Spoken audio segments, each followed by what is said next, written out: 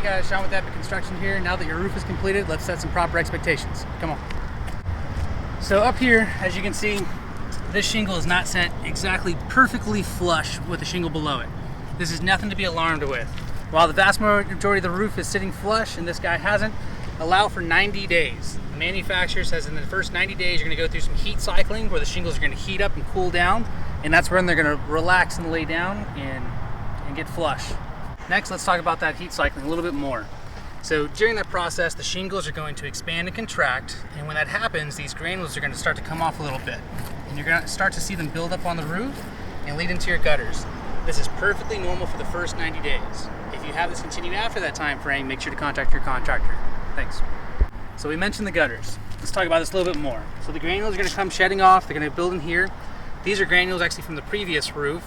And this is a good point because what I want to talk to you guys about is getting your gutters cleaned on a regular basis. Just because you don't have a lot of trees over your home doesn't mean your gutters aren't getting dirty.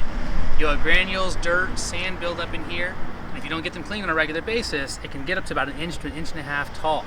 That's going to adversely affect the gutter's capabilities of holding water and shedding it and getting it out of there quickly. All right, we're all done on the roof. Let's go ahead and get down and walk the perimeter and see what we find in the yard. So some concerns homeowners have is getting a nail in their tire. Completely understand. So let's take a look at where you can find some in your driveway. So the number one place we look is in these cracks and where these sections of the concrete meet. Sometimes nails will fall in there. We do run a large magnet through everything, but sometimes they get caught in here.